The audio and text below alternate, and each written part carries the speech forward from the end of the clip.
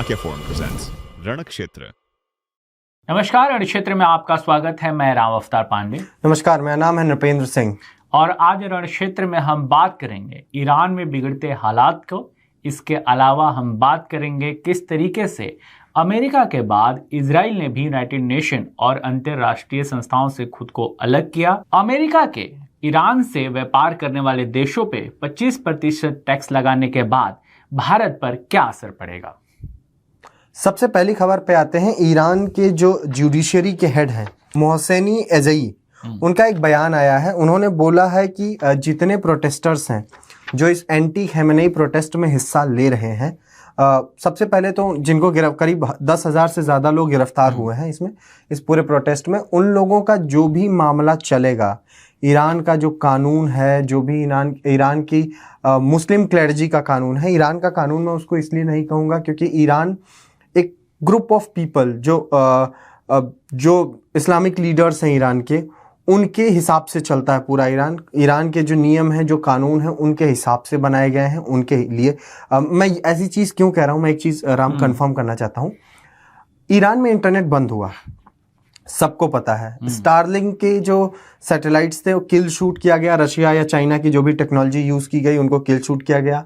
Reports आई कि घरों पे रेड हुई है, स्टारलिंक के डिवाइसेस जब्त की गई हैं। ये तमाम चीज़ें हुई, यानी ईरान की आम जनता को इंटरनेट इस्तेमाल करने की परमिशन नहीं है। लेकिन वहीं ईरान की जो लीडरशिप है, जो उनके लॉयलिस्ट हैं, चाहे वो सुप्रीम लीडर के लॉयलिस्ट हों, चाहे उनके टॉप क्लर्जी के जो लॉयलिस्ट लोग हैं, जो ऑफिशियल्स हैं, उन लोगों के लिए वाइट पेपर दिया गया और उन लोगों को इंटरनेट इस्तेमाल करने की इजाज़त दी गई। दरअसल हुआ यूं कि जिस तरह से ईरान में विरोध प्रदर्शन बढ़ा और जिस तरह से ईरान ने उस विरोध प्रदर्शन को दबाने की बात कहूँगा, क्योंकि बातचीत की संभावनाएं बहुत कम रही, उस पर जिस तरह से वहाँ की सरकार ने कार्रवाई की, उसके बाद उन घटनाओं को छुपाने की कोशिश की गई। क्योंकि इंटरनेट होने पर तमाम सोशल मीडियाज थे जिन पर आम लोग अपनी बात रख पा रहे थे। उसको लेकर ईरान सरकार का कहना है कि ये सभी जो ट्विटर हैं या जो सोशल मीडिया पर बात आ रही हैं, ये सब अमेरिका और इजराइल के प्रभाव में आकर हो रही हैं। ऐसा ईरान की सरकार का आरोप था। इस आरोप को आधार रखते हुए उन्होंने इंटरनेट बंद किया और उन्होंने पूरे प्रोटेस्ट को कंट्रोल करने की कोशिश की। राम, ये बात तो सही है, ये जो आपने इंटरनेट बंद करने का पूरा रीज़न बताया। मैं जो बात कह रहा था उसका ये है कि आप अगर ईरान में इंटरनेट इस्तेमाल करना चाहते हैं तो आपको पहले लॉयल होना पड़ेगा उस टॉप लीडरशिप का। इसके बाद आप इंटरनेट इस्तेमाल कर सकते हैं। फिलहाल हम ईरान के जो जुडिशरी, इससे पहले हम इस पे और आगे बढ़े, विरोध प्रदर्शन के भी अब दो रूप देखने को मिल रहे हैं। एक जो सरकार के विरोध में प्रदर्शन कर रहे हैं, दूसरा एक और विरोध प्रदर्शन हो रहा है जो सरकार के समर्थन में हो रहा है। ईरान में कवरेज का अधिकार कुछ मीडिया आउटलेट्स को है।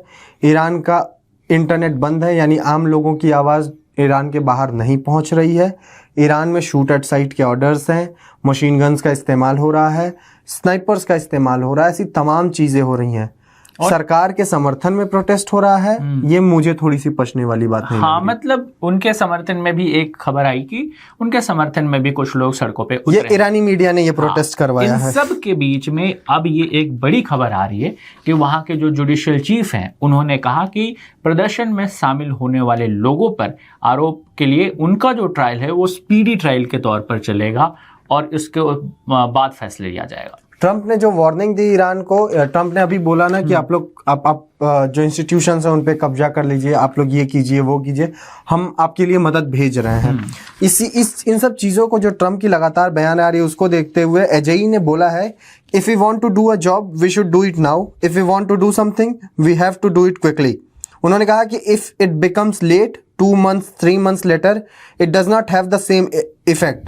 If we want to do something we have to do it fast. मतलब वो सीधा ये चीज़ कह रहा है कि जो प्रोटेस्टर्स हैं, अगर उनके मन में भय दहशत पैदा करनी है तो आज ही इन लोगों के खिलाफ एक्शन लीजिए, स्पीडी ट्रायल्स कीजिए, इन लोगों के खिलाफ जो भी आरोप सिद्ध करने आरोप सिद्ध कीजिए, फैसला दीजिए और जो एक्शन लेना हो लीजिए। मैं आपको राम थोड़ा सा मैं एक चीज़, एक नाम मेरे दिमाग में आ गया, हालांकि हमने द चाणक्य डायलॉग्स में उसको कवर भी किया है। इरफान सुल्तानी, 26 साल का लड़का, और उसको आज फांसी दिए जाने की बात हो रही है। जब हम रिकॉर्ड कर रहे हैं तो ये चल रहा है कि आज फांसी दी जाएगी। ये फांसी कब दी जाएगी, क्या होगा, इसके बारे में अभी कोई खास अपडेट नहीं कि क्या टाइमिंग है या फांसी दी जाएगी भी कि नहीं, क्योंकि ईरान का मीडिया ब्लॉक है, ईरान का इंटरनेट ब्लॉक है। तो इरफान सुल्तानी एक प्रोटेस्टर है। वो जो एंटी खमेनेई प्रोटेस्ट चल रहा है उसमें जो पहले, अगर मैं लेमन शब्दों में बोलूं तो जो पहला लॉट गिरफ्तार किया गया उनमें से एक है, उसको फांसी दी जा रही है। बेसिकली ईरान की सरकार एक मैसेज देना चाहती है प्रोटेस्टर्स को कि अगर आप हमारे कब्जे में आए तो आपका हश्र यही होगा, या तो आप पुलिस सिक्योरिटी फोर्सेस की गोलियों से मरेंगे, अगर आप उससे बच जाते हैं और आप गिरफ्तार हो जाते हैं तो आपको फांसी की सजा दी जाएगी। यानी कि खमेनेई के खिलाफ आवाज उठाई तो आपको फांसी के, आपको आपकी मौत निश्चित है, ऐसा ईरान की सरकार एक मैसेजिंग कर रही है इन प्रोटेस्टर्स को। फिलहाल अभी वहां पर लोगों का विरोध प्रदर्शन जारी है। कई जगहों में, कई शहरों में विरोध प्रदर्शन हिंसक भी हुआ है। सरकार की तरफ से कड़ी कार्रवाई की गई है। कई हत्याओं की खबर आ रही है। अगर हम ह्यूमन राइट्स इंस्टीट्यूशंस की बात करें तो इनके अनुसार ईरान में अभी 2000 से अधिक लोगों की जान जा चुकी है। मैं एग्जैक्ट अगर फिगर्स की बात करूं तो 2571 लोग हैं, ऐसा कुछ एक्टिविस्ट कह रहे हैं। एक और रिपोर्ट आई जिसमें कहा जा रहा है कि 3000 से ज्यादा लोग, हजारों में लोगों की मौत हुई है। इस पे मेजर गौरव आर्य सर ने क्या कहा है, आप सुनिए एक बार। हजारों की तादाद में जो लोग विरोध कर रहे थे खमेनेई का, उनमें से एक ये है, और लोग कहते हैं कि आज उसको फांसी होने वाली है। तो जब मैं रिकॉर्ड कर रहा हूं और जब आप ये वीडियो सुनेंगे, देखेंगे, हो सकता है तब तक इसको फांसी हो जाए, हो सकता है ना हो सकता है ना हो। लेकिन आज लोग बात कर रहे हैं कि इस इंसान को फांसी ईरान में होगी, क्योंकि खमेनेई यह कहता है कि जो भी सड़क में आया, जो भी सरकार का विरोध कर रहा है, वो गद्दार है, वो इजराइल का एजेंट है, वो अमेरिका का एजेंट है, और उनको सजाए मौत सुनाई जाए। इन सब के बीच में डोनाल्ड ट्रंप ने भी बयान दिया है। उन्होंने कहा कि अगर ईरान की सरकार ने विरोध कर रहे लोगों पर गोलियां चलाई या उनकी हत्या की तो वो स्ट्रॉन्ग एक्शन लेंगे। अब ये स्ट्रॉन्ग एक्शन क्या है, ये अभी भी भविष्य के गोद में छुपा हुआ है कि इस स्ट्रॉन्ग एक्शन का क्या मायने हैं। हाँ, इस पूरे प्रदर्शन और ईरान में हो रही उथल-पुथल के बीच में अमेरिका के भी बयान आ रहे हैं। लगातार प्रेसिडेंट ट्रंप बयानबाजियां कर रहे हैं। एक रिपोर्ट आती है कि रजा पहलवी जो प्रिंस हैं, क्राउन प्रिंस हैं ईरान के, उनके फादर शाह ऑफ ईरान थे। रजा पहलवी लगातार एक्टिव हैं, वो सोशल मीडिया पर एक्टिव हैं। उनकी स्टीव विटकॉफ से मुलाकात होती है, जो ट्रंप के हर एक चीज के लिए स्पेशल ऑनवॉय होते हैं। स्टीव विटकॉफ, अगर आपको रशिया का मैटर देखना है, स्टीव विटकॉफ ईरान में जब ऑपरेशन मिडनाइट हैमर और उससे पहले ऑपरेशन राइजिंग लायन इजराइल ने किया और उसके बाद मिडनाइट हैमर उसी समय किया अमेरिका ने, उस दौरान भी स्टीव विटकॉफ कतर में ईरान के लोगों से मिलने जा रहे थे। उसके अलावा अगर हम आते हैं तो ईरान स्टीव विटकॉफ को भेजा गया था तमाम अलग अलग इजराइल के भी तमाम चीजों के लिए वो एक्टिव थे, उनको भेजा गया था। और ईरान के जो अभी प्रिंस हैं, जो अमेरिका में ही रह रहे हैं, इनका विरोध प्रदर्शनकारियों को समर्थन है। इनका कहना है कि प्रदर्शन वो प्रदर्शनकारियों के समर्थन में है, और ईरान को ये जो इस्लामिक क्लर्जी है उसके खिलाफ जो ये विरोध प्रदर्शन चल रहा है ईरान में, उसके समर्थन में प्रिंस भी हैं। प्रिंस लगातार ये बात कह रहे हैं कि आप लोग प्रोटेस्ट करिए, हमारा आपको सपोर्ट है। अभी ट्रंप से मिलने की भी बातचीत चल रही थी कि वो ट्रंप से मुलाकात करेंगे, लेकिन ये नहीं श्योर हुआ कि वो मुलाकात करेंगे कि नहीं करेंगे। ट्रंप ने भी इससे कुछ इस बात पे जब उनसे पूछा गया था तो वो थोड़ा गोलमोल सा जवाब देके निकल गए थे। हालांकि अभी खबर आई है कि स्टीव विटकॉफ से उनकी मुलाकात हुई है। अगर स्टीव विटकॉफ से उनकी मुलाकात हुई है, इसका मतलब ये है कि रजा पहलवी की जो भी बातचीत है, जो भी चीजें हैं, वो सीधे प्रेसिडेंट डोनाल्ड ट्रंप तक जाएंगी। डोनाल्ड ट्रंप लगातार बातचीत कर रहे हैं। जेडी वॉन्स, मार्को रूबियो, उनके वाइस प्रेसिडेंट, उनके secretary of state, secretary of war पीट हेग्सेथ, ऐसे तमाम लोगों की लगातार मीटिंग्स चल रही हैं, तमाम प्रपोजल्स जा रहे हैं ट्रंप के सामने। ट्रंप क्या फैसला लेंगे ईरान पे? एक फैसला तो पक्का लगता है कि ट्रंप ईरान पे अटैक करेंगे। इसकी संभावना ज्यादातर लग रही है, क्योंकि डोनाल्ड ट्रंप के इस बयान के बाद कि वो स्ट्रॉन्ग एक्शन लेंगे, इजराइल भी काफी एक्टिव हो गया और इजराइल ने भी इस पर बयान दिए हैं। इन सब के बीच ईरान में अभी भी स्थिति खराब है। प्रदर्शनकारियों पर सरकार काफी कड़े एक्शन ले रही है, लेकिन प्रदर्शन भी जारी है। आगे बढ़ते हैं। आगे बढ़ने में ईरान की ही बातचीत है। ईरान के जो ट्रेडिंग पार्टनर्स हैं दुनिया भर में, उनको लेकर एक बहुत बड़ी खबर आई। ट्रंप ने कल बोला, ट्रुथ सोशल पे एक पोस्ट किया। पोस्ट देखिए आप, इसमें ट्रंप सीधे सीधे कह रहे हैं कि जो लोग ईरान से ट्रेड कर रहे हैं, जो लोग ईरान से किसी भी तरीके का ट्रेड कर रहे हैं, जो ट्रेडिंग पार्टनर्स हैं उनके ऊपर 25% का टैरिफ लगेगा।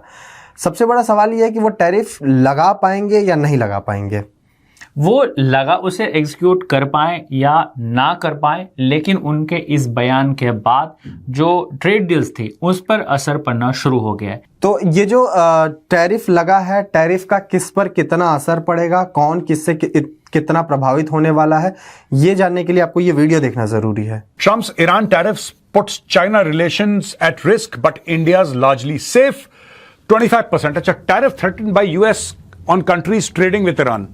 पहली चीज तो यहां पे चाइना का जो ट्रेड है ईरान के साथ वो है 32.4 अरब डॉलर का, और इसमें से ज्यादातर चाइना जो तेल लेता है, 90% of Iran oil is bought by China. 90%, 90।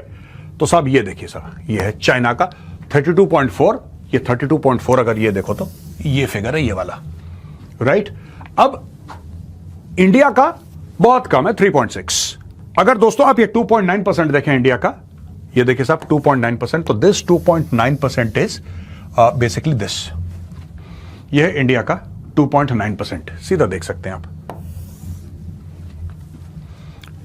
China trades nearly 9 times more with Iran than with India.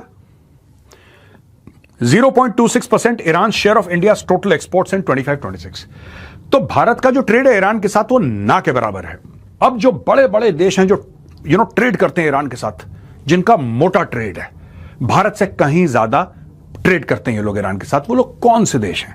तो ये जानने वाली चीज है। अब ट्रंप कैसे लगाएगा इन पे 25% का टैरिफ, ये भी एक बार हम देख लेते हैं दोस्तों। सबसे बड़ा है चाइना, तो पहले चाइना के ऊपर लगाओ आप 25% टैरिफ, ठीक है, ठोको इनके ऊपर टैरिफ 25%। फिर आता है यूएई, फिर आता है तुर्की, फिर आता है इराक, फिर आता है यूरोपियन यूनियन। तो ये इंडिया से पहले इतने लोग हैं जो ज्यादा करते हैं, इंडिया से ज्यादा ट्रेड, ईरान। अगर इसने 25% कर दिया है तो फिर क्या ये चाइना के ऊपर, यूएई के ऊपर, तुर्की के ऊपर, इराक के ऊपर और यूरोपियन यूनियन के ऊपर क्या डोनाल्ड ट्रंप 25% का टैरिफ लगाएगा? ये सोचने वाली बात है दोस्तों। तो देखा आपने, चाइना सबसे बड़ा ट्रेडिंग पार्टनर है ईरान का 90% ऑयल चाइना खरीदता है। भारत लिस्ट में काफी नीचे है। इस अनाउंसमेंट के बाद कि 25% और एडिशनल टैरिफ लगेगा, इस पर व्यापारियों को लेकर सवाल खड़े हुए हैं। लेकिन भारत का अगर ईरान का टोटल इंपोर्ट राइस का देखेंगे तो उसमें भारत का एक छोटा सा ही भाग रहता है। हालांकि डोनाल्ड ट्रंप के अनाउंसमेंट के बाद अब जो व्यापारी हैं उनमें शंका बढ़ रही है। जो भविष्य में डील होने वाले थे या अभी भी जो डील होने वाली थी एक्सपोर्ट को लेकर, उस पर अब रोक लगती हुई नजर आ रही है। लेकिन मेरा एक पर्सनल मानना है, ये ऑफिशियल किसी का स्टांस नहीं है, 50% टैरिफ आप पे ऑलरेडी लगा हुआ है। 25% और लगा 25% और लगा दीजिए। हम बार बार वही रिपीट करते रह रहे हैं। हमारे तमाम कितने देश हैं, यूके है, ईयू के साथ ट्रेड डील फाइनल होने वाली है, ओमान के साथ हो गई, कतर के साथ, इजराइल के साथ बातचीत में। देखिए, भारत के लिए बहुत ज्यादा मुश्किल नहीं होगा, भारत अपना दूसरा बाजार ढूंढ लेगा। ट्रंप ने 25% एक्स्ट्रा टैरिफ लगाने की बात की है। क्या वो टैरिफ, जैसा कि हमने आपको वीडियो में भी दिखाया, यूएई पे लगेगा? क्या वो टैरिफ चाइना पे लगेगा? क्या वो टैरिफ और भी जो पार्टनर देश हैं जो खुद को यूएस का पार्टनर कहते हैं, ईयू भी उसमें से एक है। भारत के ऊपर उस लिस्ट में भारत से ज्यादा ट्रेड ईयू करता है ईरान से, तमाम सैंक्शंस के बावजूद। तो ऐसे में अगर ईयू पे भी टैरिफ लगता है कि नहीं लगेगा, ये तमाम चीजें ट्रंप अब सोचेंगे और ट्रंप इस पे बातचीत करेंगे कि ब्लफ खेल रहे हैं या सच में वो टैरिफ लगाने के को लेकर सीरियस हैं। चाइना जैसे देश पर अपने टैरिफ वाली बात को लेकर कितना वो एग्जीक्यूट करा पाएंगे, ये अभी भविष्य में ही देख पाएंगे हम लोग। फिलहाल लेकिन इन सब का ईरान पर जरूर असर पड़ेगा। ईरान की जो बेसिक चीज़ें हैं, जैसे खाद्य पदार्थ हैं, उन सब चीज़ों के लिए जो वो दूसरे देशों पर निर्भर है, अगर यूं कहें कि पूरी तरह से बंद नहीं होता या वो टैरिफ लगा के व्यापार बंद नहीं करवा पाते, लेकिन फिर भी एक्सपोर्ट इंपोर्ट पे असर तो जरूर पड़ेगा। तो ईरान के जो आम लोग हैं उन्हीं को इसका भुगतना पड़ेगा। ये एक तरीके से ईरान के जो प्रोटेस्टर्स हैं उनके भी सपोर्ट में ये फैसला लगता है, क्योंकि अगर आप टैरिफ लगाते हैं, देश वो अमेरिका चूंकि सबसे बड़ा बाजार है, अमेरिका को बेचने के लिए, अमेरिकी मार्केट को में बने रहने के लिए लोग इस टैरिफ को अवॉइड करना चाहेंगे। इस टैरिफ को अवॉइड करने के लिए वो ईरान के साथ ट्रेड कम करेंगे। ईरान के साथ अगर ट्रेड कम होती है तो ईरान के जो आम लोग हैं वो उन लोगों को परेशानी होगी। और ये जो प्रोटेस्ट ईरान में चल रहे हैं वो इसीलिए हुआ क्योंकि ईरान के आम लोग, आम दुकानदार, शॉपकीपर्स ने ये प्रोटेस्ट शुरू किया था, आपको याद दिलवा दें। और महंगाई के विरोध में शुरू हुआ था। महंगाई और करप्शन को लेके जो एक प्रदर्शन शुरू हुआ था वो आज इतना बड़ा हो गया है कि पूरे देश के लगभग हर बड़े और छोटे शहर में प्रदर्शन जारी है। पूरे ईरान में, किरमनशाह की बात कर लीजिए, तेहरान में खुद तमाम जगहों पे आप ईरान के एक किसी बलूचिस्तान तक ये आग लग चुकी है। बलूचिस्तान में प्रोटेस्ट हो रहे हैं, जो ईरान का बलूचिस्तान का इलाका है, सिस्तान बलूचिस्तान का इलाका है, मैं उसकी बात कर रहा हूँ। ऐसा था कि जैसे कहा जाता है ना कि बारूद बिछी हुई है, चिंगारी की ज़रूरत है। लोगों में गुस्सा बहुत ज़्यादा था ईरान में। ऐसे में आज जो हालात हैं वो यही है कि लोगों का गुस्सा, कुछ दुकानदारों ने उस गुस्से को, अपने गुस्से को जाहिर किया। लोगों को लगा कि हाँ, हम भी ये चीज़ कर सकते हैं। आज पूरा ईरान बुरी स्थिति में है, लोगों को मारा जा रहा है, लेकिन ईरान के लोग कहीं ना कहीं इस दिमाग में चल रहे हैं कि ये जो प्रोटेस्ट है इससे हम अपनी स्थिति को सुधार सकते हैं। अब ये स्थिति सुधरेगी, नहीं सुधरेगी, ट्रंप उनका साथ देंगे, नहीं देंगे, ट्रंप अटैक करेंगे ईरान पर, इजराइल अटैक करेगा ईरान पर, नहीं करेगा, ये आने वाला वक्त बताएगा। आगे बढ़ते हैं, बात करते हैं इजराइल की। अमेरिका के यूनाइटेड नेशन और इंटरनेशनल ऑर्गेनाइजेशन से अलग होने के बाद इजराइल ने भी 7 इंटरनेशनल ऑर्गेनाइजेशन से खुद को अलग करने की बात कही है। अमेरिका ने 66 इंस्टीट्यूशन से खुद को अलग किया, जिसमें से क्लाइमेट, डेमोक्रेसी जैसे कई इंटरनेशनल यूनाइटेड नेशन के इंस्टीट्यूशंस थे जो कि देश में, दुनिया भर में क्लाइमेट के लिए काम कर रहे थे। लेकिन डोनाल्ड ट्रंप का मानना है कि इन इंस्टीट्यूशंस में अमेरिका की भागीदारी बहुत ज़्यादा है और उनको ये व्यर्थ लगता है। उसके बाद उन्होंने इन इंस्टीट्यूशन से अमेरिका के विड्रॉ करने की बात कही। उसके बाद अब इजराइल ने भी 6 यूनाइटेड नेशन के इंस्टीट्यूशन से खुद को विड्रॉ करने की बात कही है। फिलहाल इजराइल इस फैसले पे क्यों जा रहा है, इसके बारे में हमें ज़्यादा जानकारी नहीं है, लेकिन इतना मुझे जो समझ में आ रहा है, जो हमारा पर्सनल मानना है कि फ़िलहाल इजराइल को ज़रूरत है अमेरिका की। क्यों? क्योंकि वो ईरान में उस टॉप क्लर्जी को हटाना चाहता है इजराइल, जो न्यूक्लियर बनाकर इजराइल को निशाना बनाना चाहती है। आज के वीडियो में फ़िलहाल इतना ही। अगर ये वीडियो आपको पसंद आया हो तो लाइक करें और शेयर करें और कमेंट करना बिल्कुल ना भूलें। चैनल को सब्सक्राइब भी ज़रूर कीजिएगा। जय हिंद। जय हिंद।